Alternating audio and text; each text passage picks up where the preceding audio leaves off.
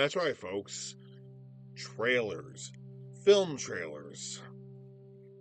Yes, it is time to talk about film trailers. Now, I'm not going to go completely crazy here. I'm only going to pick at least talk about trailers from 3 specific films this time around. Because had this been about film trailers alone, then this review will most likely be about 24 hours long, and I don't have time for that, or the sanity for that.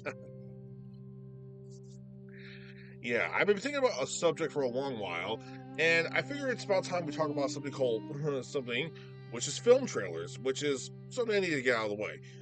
Film trailers actually always get people hyped up for a film, or most likely disappoint people that there's a movie coming out under the subject that they're actually wanting to see. And the 3 films I decided to pick out are relatively one of those parts of those subjects.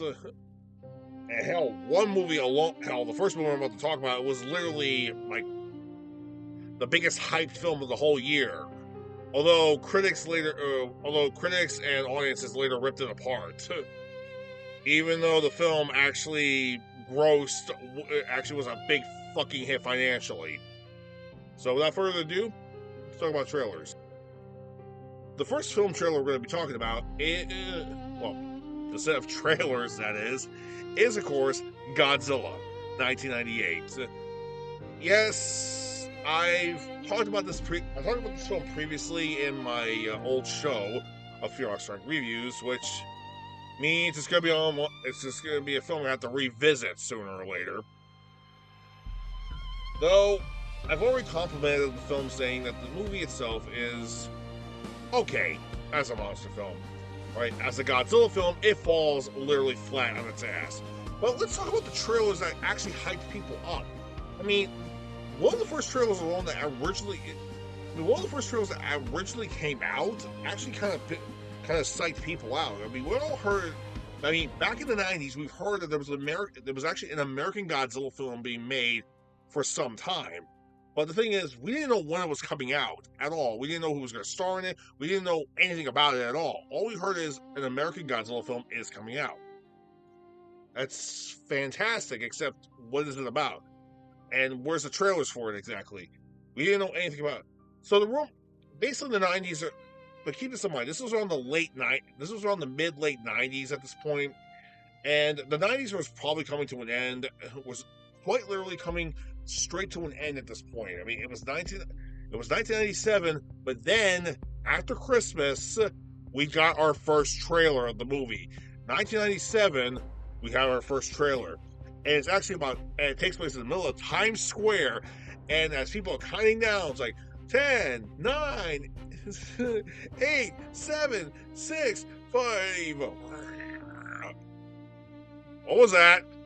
We see a giant tail actually smack the ball off the tower and actually land in the middle of Times Square. And then out of nowhere it goes, he's coming. 1998, the year of Godzilla. That kind of psyched everybody out. Nobody expected that at all to happen. But one of the biggest disappointments, in my opinion, about the movie, this movie's like, what's the biggest disappointment so far? It's 4 fucking years late, dude. This movie should have been released in '94. Then again, maybe in '96. It's already fucking late. We already had the new millennium just 2 years away, and now this movie finally decides to come out. Oh my god. But anyway, that was the first trailer. It was the infamous Times Square trailer. Square trailer in the middle of New Year's Eve. But then we had more trailers that came out later on, though. But all we saw was the tail, and that was it. Then we had our next trailer that came out maybe a while later, and it takes place in one of the museums in New York City, and it's basically a scientist talking to a bunch of school children about the dinosaurs, and he introduces them to the Tyrannosaurus Rex, being the largest apex predator that was known to man at that point in time. This is before all dinosaur enthusiasts knew about the Spinosaurus, the Giganotosaurus, and the Giganotosaurus, which was happened much later at the time. Yeah, Jurassic Park was really, really big in the 90s. What can I tell you? Anyway, the whole ground starts to shake, and they hear thud sort like thud noises, like thump, thump, thump, and then out of nowhere, Godzilla's foot comes right down, destroys the T-Rex skeleton, and just walks away. Yeah, and this was another move. Yeah, this was clearly another teaser trailer. Then the next trailer after that was something I didn't see until a couple of years later, and I realized it's actually a scene that's from the movie. All right, it's basically the scene. The trailer is basically the scene taken from the movie of The Fisherman. Now, those who actually saw the trailer, they knew this was going to come. They knew this was going to happen. But this was my first time actually watching it as a kid, so I never saw the trailer for it. Anyway, the trailer basically starts with the guy actually going fishing, and then, well, he fights the fish, and then he loses his pole. And then we see Godzilla starts coming in, and he destroys the dock, and the guy's on it still. Right? But here's what the trailer showed that the movie didn't show, and this kind of pissed me off. It's 7 seconds of footage of Godzilla just rising his head up. We see him come close to the two guys that were watching the guy just doing the fishing. He opens his eyes. He opens his eye in front of him, and he just yells. You know what really pisses me off? That was actually a deleted scene from the movie. And made me think earlier, wait a minute. That was a deleted scene from the movie. Is it possible maybe the T-Rex, that the museum scene was also a scene from the movie, was actually a deleted scene too? No, that was just a teaser trailer. That was just a straight up teaser trailer. Right. Plus, to be fair, if that was actually the Museum of Natural History in New York, then Godzilla's foot would have actually went right through the floor, and most likely his body would have we would have gone to its chest at that point, because I've been to the Museum of Natural History at one point, where my classmates just left me there in the dinosaur exhibit. I was wandering around for almost 20 minutes looking for where everybody went, until they went to go see me, until they found me right there. And of course, I yelled at them, "So why did you leave me there?" Crazy story. Well, because of me, we actually found the blue whale exhibit. So, Annabelle, if you're actually watching this, you're welcome. Anyway, that's actually like one of the other trailers. But like again, I didn't see that trailer at all. And then again, we had the other trailers afterwards. Probably the main trailer, which just shows glimpses of Godzilla here and there, though. But we only get slight glimpses of his head. You see, the advertisement of the entire movie was not to show Godzilla's entire face at all. So, and it was one of the biggest things that was a huge improvement of it, was one of the biggest marketing campaigns, not to show his face at all.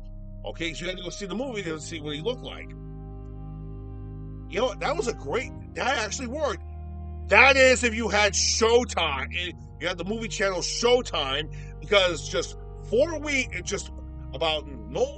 to 3 weeks earlier, before the movie came out, they actually aired a special making of by accident, and they show Godzilla's actual face.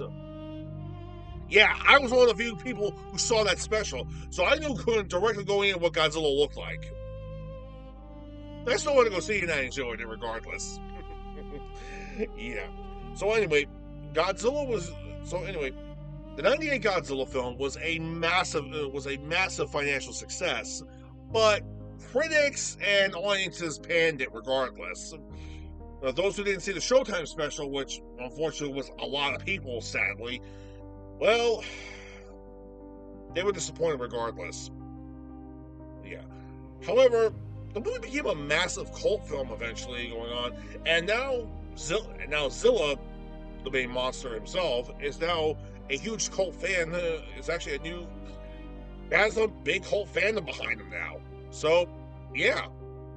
Even though Toho now officially owns his character at this point the fans actually say, don't kill ZJ, or we will fucking kill you for this, Toho. Toho had no idea what they were talking about until they saw the cartoon series that came out later on that year. It's like, okay, then we're not touching that character. Yeah.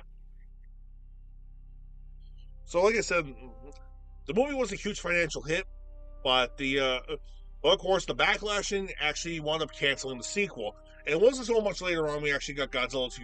We actually saw trailers for God. We actually heard another Godzilla film was coming out. It was called Godzilla 2000. Immediately we knew it was going to be. We thought it was a sequel to the American Godzilla film. That is until promotional ads actually show a Japanese Godzilla. Hence this thing. So yeah, we knew for a fact that it was a brand new Godzilla film from Japan. And you know what? That was the first true Godzilla film I saw in theaters. And I don't regret it. So, that being said, that's one trailer down. I mean, that's one set of trailers down for the first movie. The second film I'm about to talk about actually became a massive hit, and of course sparked 2 sequels, by the way, and it's part of and was later it's actually being debunked whether it's even part of the MCU or not. Well, actually, the character went to the MCU or not, the MCU, but anyway. But anyway, the first teaser, the first trailer we're going to be talking about is, of course, Venom. Yes, the first trailer for this movie was disastrous, to say the least. It was not a good trailer at all. It looked like it was a psychological film at that point. People saw it and they blasted it. I remember people talking like a bunch of terrible comments. I went to go see a movie around that point in time earlier that year, and they actually showed the teaser trailer for that film, and oh my god, people booed the trailer after it was done. Somebody in the back behind us actually yelled, "That's no,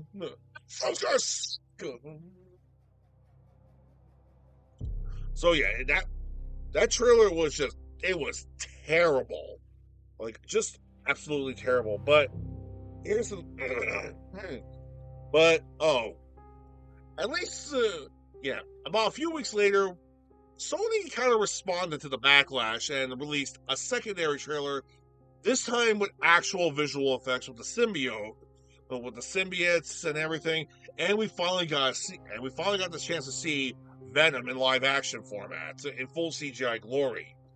So, and of course, to be fair, he was redubbed in the movie. Of course, the trailer he was redubbed for that one section of the movie because the trailer goes, it's like Venom, we are Venom. Anyway, but that's actually in the second trailer. But other trailers came out later on, and they actually showed that in the actual original line, which of course was eyes, lungs, pancreas, so many snacks, so little time. All joking aside, that was a way better trailer too. And well, the film was a massive hit. Like, Sony had basically no faith in Venom at all, but it turns out it was a fucking hit. Like, it was just amongst all the Spider-Man villains, amongst all the villains in Spider-Man's Rogues Gallery, Venom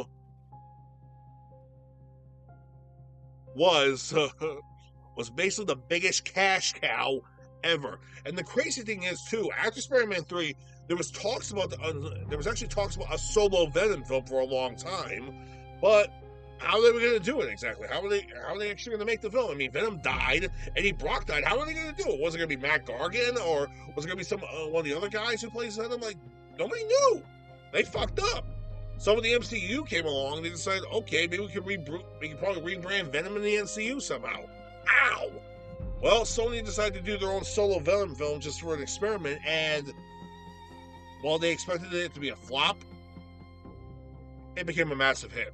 Financially and critically, financially, and audiences loved it. So, yeah. But it's pretty funny to know that if you watch the first trailer, it was total shit. Although the second trailer showed some promise, the third trailer showed even more.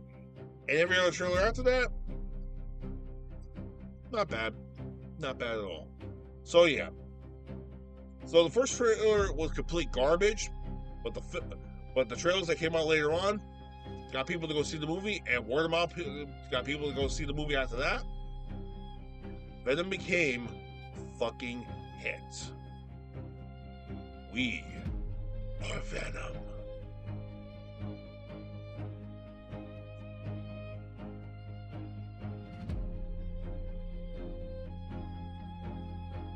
let's talk about the third and final film trailer that we're going to talk about. And that is The Keep. Yes, Michael Mann's 1983 cult classic film. I had to say cult classic because, let's face it, this film was not a huge hit at the box office at all, but it does maintain a massive cult status. But overall, if you look at the trailer, it's a pretty good trailer, and it's actually a mysterious style trailer. Like, it's like the main trailer, and keep this in mind, this is back in the early 80s before there was a ton of like different trailers with different scenes in them and so on and so forth. But with the 80s, they just kept it simple. And Michael Mann's film, The Keep, had a lot of promise to it, though. From the look of the trailer itself, it felt like it was going to be epic. It felt like an otherworldly sci-fi fantasy mixed in with horror. It's mixed in with atmospheric or cosmic horror, and it took place during the Second World War, and there were Nazis all over the place. So this movie had a lot going on for it itself. But like I said, the movie itself was not a huge hit at all, mostly due to the fact of studio interference and the unholy hell that happened during post-production. Trust me, if you know anything what happened with post-production, oh my god. Halfway through post-production, the second unit director actually died, and he didn't get a chance to finish the visual effects at all. Hence why the movie is the way it is. Only half of it was finished. Now, to be fair, Michael Mann has actually stated he has no interest of trying to finish the movie or release the rest of it or make an extended director's cut at all. But you know what?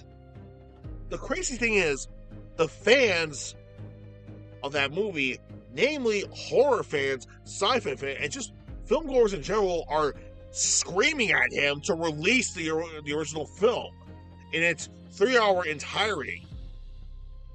If you ever watch this trailer, it's surprisingly a pretty good trailer. It's got good atmosphere to it. It's got a good scenery. It's even got some stuff that was actually not shown in the actual movie, which is unfortunate. But other than that, The Keep is it's passable to say the least. But like I said, that trailer alone got people wanting to go see the movie. And even though it was a huge disappointment, can you blame them? That trailer alone it kind of sucked people in. Yeah. I mean, if I was alive around that point in time, I would have gotten to see it.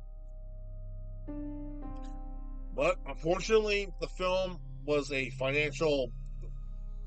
big financial flop. You know what? Seriously, Michael Mann, for the love of God, you gotta release that 3-hour cut version. People want it. Alright? The hell with your beliefs at this point. Just release the goddamn film and just give the people what they want. So,